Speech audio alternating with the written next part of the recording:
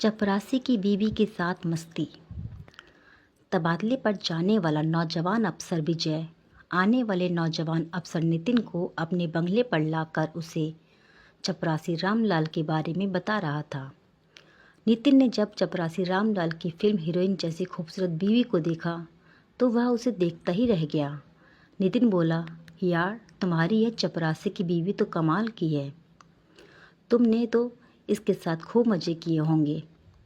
नहीं यार, ये छोटे लोग हैं, बहुत ही धर्म कर्म पर चलते हैं और इसके लिए अपना सब कुछ कुर्बान कर देते हैं। ये लोग पद और पैसे के लिए अपनी इज्जत को नहीं बेचते। मैंने भी इसे लालच देकर पटाने की खूब कोशिश की थी, मगर इसने साफ मना कर दिया था। यह सुनकर नितिन विजय की ओर हैरानी से देखने लगा। नितिन को इस तरह देख विजय अपनी सफाई में बोला, ये छोटे लोग हम लोगों की तरह नहीं होते हैं, जो अपने किसी काम को बड़े अफसर से कराने के लिए अपनी बहन बेटियों और बीवियों को भी उनके साथ सुला देते हैं।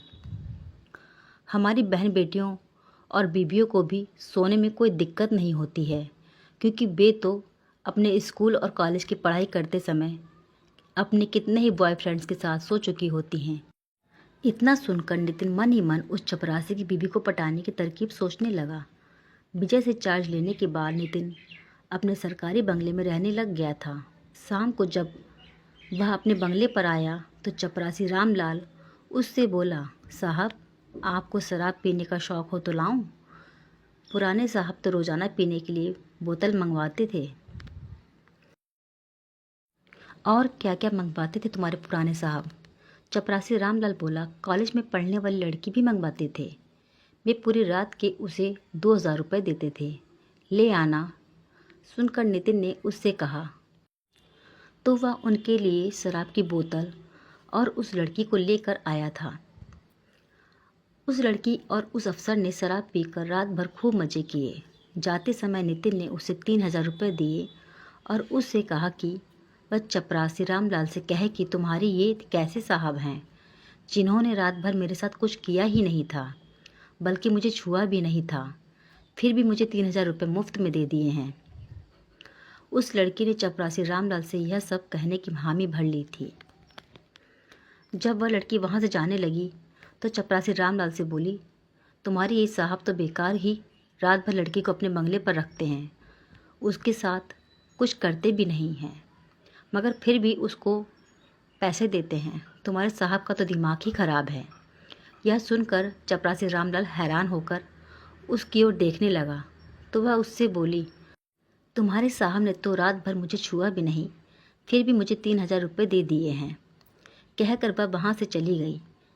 उस लड़की की बातें सुनकर चपरासी रामलाल सोचने लगा कि उस अफसर का दिमाग खराब है या वे औरत के काबिल नहीं हैं, फिर भी उन्हें औरतों को अपने साथ सुलाकर उन पर अपने पैसे लुटाने का शौक़ है।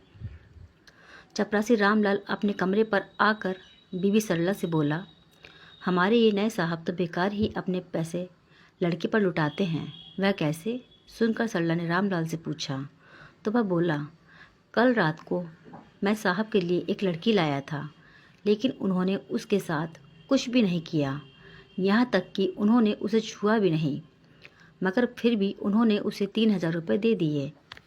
यह सुनकर उसकी बीवी सरला हैरानी से उसकी ओर देखने लगी तो वह उससे बोला, क्यों ना अपने इस साहब से हम पैसे कमाएं? वह कैसे?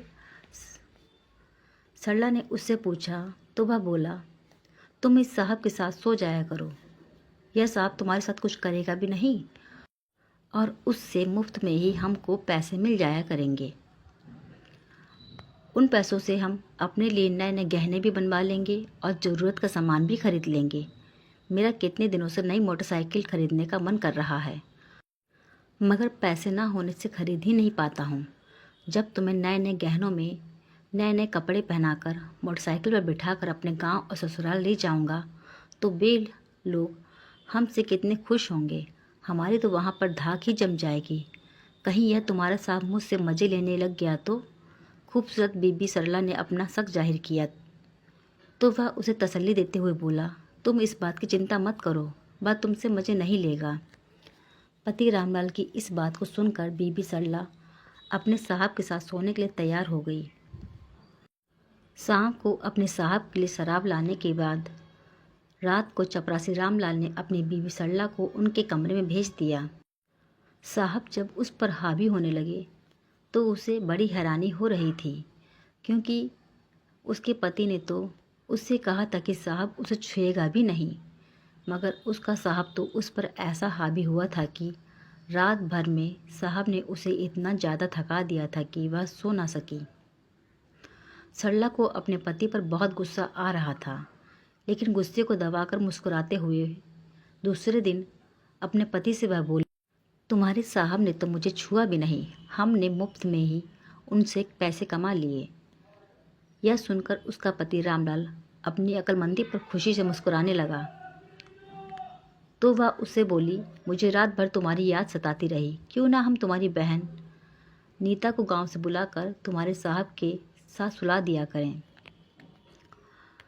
तुम्हारा साहब उसके साथ कुछ करेगा भी नहीं और उससे मिले पैसों से हम उसकी शादी धूमधाम से कर देंगे। यह सुनकर रामलाल बीवी सरला की इस बात पर सहमत हो गया। वह उससे बोला, तुम इस बारे में नीता को समझा देना, मैं आज ही उसे फ़ोन करके बुलवा लूँगा। शाम को जब चपरासी रामलाल की बहन नीता वहाँ पर पहुँची तो सरला उससे बोली, ननद जी, तुम गांव के लड़कों को मुफ्त में ही मज़े देती फिरती हो, किसी दिन किसी ने देख लिया तो गांव में बदनामी हो जाएगी, इसलिए तुम यहीं रहकर हमारे साहब के साथ रात भर सोकर मज़े भी लो और पैसे भी कमाओ। यह सुनकर उसकी ननद नीता खुशी से झूम उठी। रात भर वह साहब के साथ मौज मस्ती करके सुबह जब उनके कमरे से निकली तो वह बहुत खुश थी। साहब ने उसे 5,000 रुपये दिए थे। कुछ ही दिनों में चपरासी रामलाल अपने लिए नई मोटरसाइकिल ले आया था और अपनी बीबी सरला और बहन नीता के लिए नए नए जेवर और कपड़े भी खरीद चुका था, क्योंकि उसके साहब अपने से बड़े अफसरों को खुश रखने के लिए उन दोनों को उनके पास भेजने लगे थे। एक दिन सरला और नीता आपस में बातें करते हुए कह रही थी कि उनके साहब तो रात भर उन्हें इतने मज़े देते हैं कि उन्हें मज़ा आ जाता है।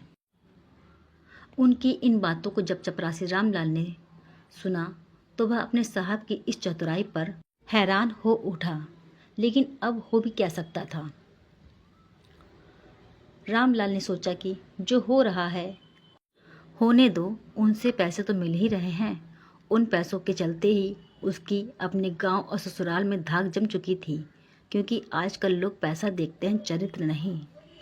तो दोस्तों, आपको हमारी ये कहानी कैसी लगी कमेंट करके अपनी राय ज़रूर बताएं। कहानी अच्छी लगी तो कहानी को लाइक और हमारे चैनल को फॉलो करना ना भूलें। Thank you.